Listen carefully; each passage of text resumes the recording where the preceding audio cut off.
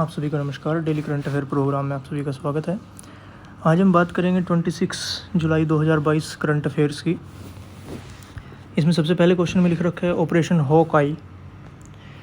इसको दिल्ली पुलिस ने लॉन्च किया ताकि स्ट्रीट क्राइम्स को ख़त्म किया जा सके, जिसमें कि स्नैचिंग, रॉबरी वगैरह ये सब इंक्लूड होते हैं, ताकि जो भी इस तरह के क्राइम करते हैं उनकी बॉडी लैंग्वेज, उनके बिहेवियर को उनके कपड़ों से थोड़ा सा आइडिया लिया जा सके कि हाँ ये कुछ इस तरह का क्राइम करने के लिए आसपास घूम रहे हैं, वहाँ पे थोड़ा बहुत आइडिया लिया जा सके। तो पता रहे दिल्ली पुलिस ने ऑपरेशन हॉकआई के बारे में इसको लॉन्च किया है। ठीक है, तो एक बेसिक आइडिया लेना बस। सेकंड आते हैं फिर अहमदाबाद रेलवे स्टेशन को मोढेरा टेम्पल की थीम पे विकसित किया जाएगा, यानी कि उसका जो वहाँ पर जो दीवारें होंगी उस पर मोढेरा टेम्पल की तरह पेंट होगा, उसकी एक पूरी थीम बनाई जाएगी मोढेरा टेम्पल बेस्ड। तो मोढेरा टेम्पल एक सूर्य टेम्पल है, जैसे कि दूसरे सूर्य टेम्पल कहाँ पे है, कोणार्क में।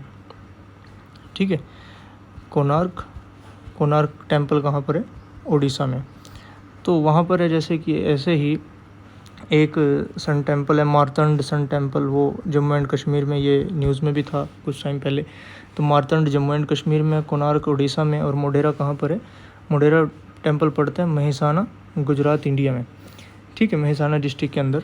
तो आपको ध्यान रहे पुष्पावती रिवर के किनारे पर ये टेम्पल है। तो इस टेम्पल के थीम पर ये अहमदाबाद रेलवे स्टेशन को बनाया जाएगा, यानी कि वहाँ पर रेनोवेशन की जाएगी सारी की सारी।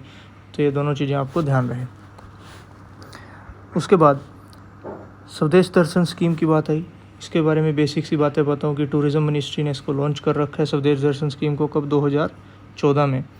और ये भी थीम बेस्ड टूरिस्ट सर्किट्स है। थीम बेस्ड मतलब कि किसी एक पर्टिकुलर थीम के ऊपर ये टूरिस्ट सर्किट्स बनाए जाएंगे। जैसे अभी आपने देखा होगा IRCTC ने स्वदेश दर्शन, गौरव दर्शन स्कीम एक लॉन्च की थी, जिसमें कि ट्रेन थीम बेस्ड थी, कि कोई ट्रेन पर्टिकुलर किसी थीम के ऊपर चलाई जाएगी। जैसे सपोज करो रामायण के ऊपर, तो वो अयोध्या भी जाएगी, रामेश्वरम भी जाएगी, जहाँ जहाँ से राम का कहीं ना कहीं संबंध रहा है पूरी हिस्ट्री में, वहाँ वहाँ तक वो ट्रेन जाएगी। तो थीम बेस्ड टूरिस्ट सर्किट्स इसी तरह के होते हैं। ठीक है, तो वो किसी पर्टिकुलर थीम के ऊपर चलाए जाते हैं। इसमें 100% फंडिंग किसकी रहेगी, सेंट्रल फंड और CSR। ठीक है, तो इतना ही आपको थोड़ा बहुत एक बेसिक्स आइडिया लेके चलना है कि कब कब ये लॉन्च हुई थी। क्वेश्चन नंबर 4, ये विरुंगा नेशनल पार्क, ये कहाँ पर है, कॉन्गो के अंदर है, डेमोक्रेटिक रिपब्लिक ऑफ कॉन्गो। यहाँ की कैपिटल करेंसी आप देख लेना, जैसे कि आपने लास्ट में कमेंट कर ही रखे थे कि हाँ WHO के बारे में पूछा था एक दूसरा, तो वो ठीक थे। आगे इसमें क्वेश्चन नंबर 5 में इसका भी कमेंट करके बताना है, कॉन्गो के लिए भी, डेमोक्रेटिक रिपब्लिक ऑफ कॉन्गो का। क्वेश्चन नंबर 5 में आता है एक्सरसाइज।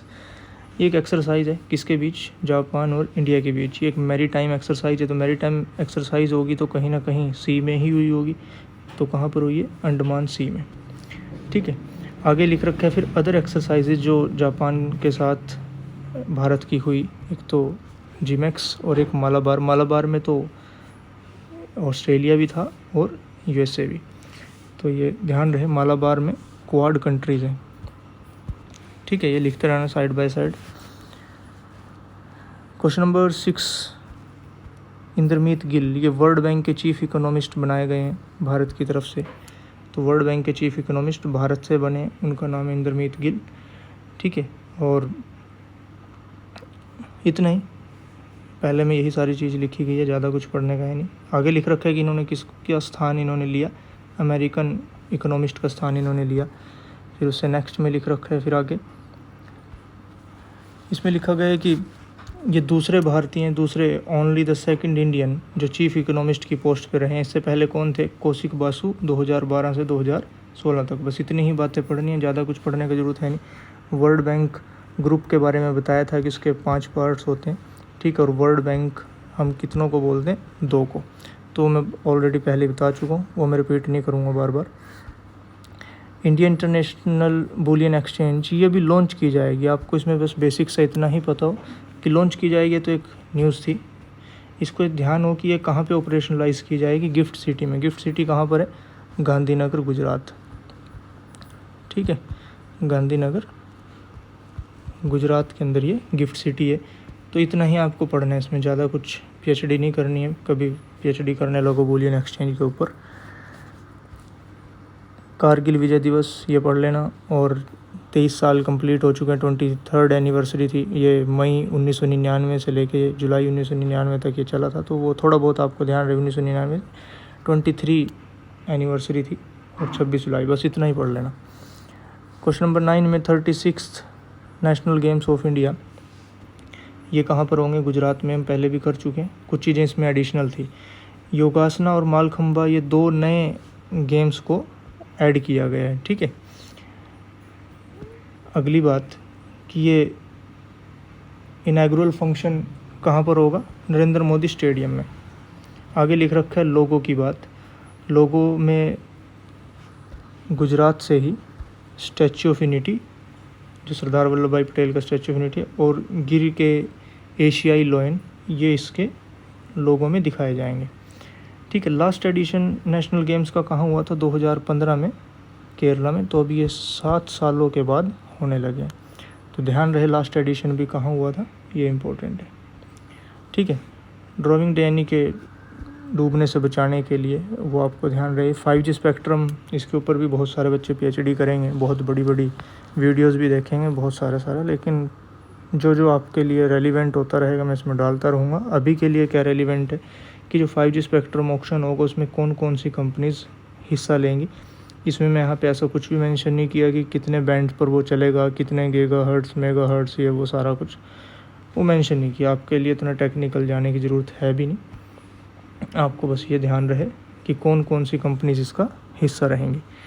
वर्ल्ड एथलेटिक्स चैम्पियनशिप में US नाइजीरिया टोबी अमोसन ने वर्ल्ड रिकॉर्ड को ब्रेक कर दिया 100 मीटर हर्डल में। हर्डल पता होगा कि जब वो भागते हैं तो उनके आगे वो कुछ बैरिकेड टाइप के रखे जाते हैं, फिर उसके ऊपर से वो जंप करते हैं, उसको हर्डल बोलते हैं। तो 100 मीटर उन्होंने इतने सेकंड में कंप्लीट कर दी। तो ध्यान रहे कहाँ से हैं वो, नाइजीरिया से, और वो कौन सी चैम्पियनशिप में, जहाँ पर अभी नीरज चोपड़ा ने सिल्वर मेडल जीता था। तो ये लास्ट MCQ के क्वेश्चंस हैं, आंसर्स हैं सॉरी। आज की MCQs, which union ministry release the Indian bio economy report, ये हमने पढ़ी थी। फैमिली डॉक्टर हमने पढ़ लिया था, ठीक है। आगे स्पेस स्टेशन के बारे में थोड़ा सा इसके बारे में पढ़ लेना, क्वेश्चन नंबर 3 और 4। कुछ चीज़ें ऐसी होंगी जो मैं आपको पढ़ाई नहीं होंगी, लेकिन मैं उनको MCQ में जानबूझ के डालता हूँ ताकि आप MCQ भी अटैम्प्ट करो। बहुत सारी चीज़ें आपको MCQ से सीखने को मिलेंगी। कुछ बच्चे ऐसे होंगे जो MCQ अटैम्प्ट नहीं करेंगे, ताकि उनका भी थोड़ा थोड़ा लॉस होता रहे। तो जो पूरी वीडियो देखेगा, पूरी चीज़ों का अटैम्प्ट करेगा, ओवरऑल फ़ायदा उसी को मिलेगा, अदरवाइज़ तो अब्बा डब्बा जब्बा हो जाएगा। तो इसको कमेंट में आप आंसर करना सभी MCQs को, और वीडियो को लाइक, शेयर और सब्सक्राइब करना ना भूलें। नहीं करोगे तो पाप लगेगा, ठीक है। तो ये ज़रूर करें। आज के लिए इतने, नेक्स्ट सेशन में मिलते हैं। बहुत बहुत धन्यवाद।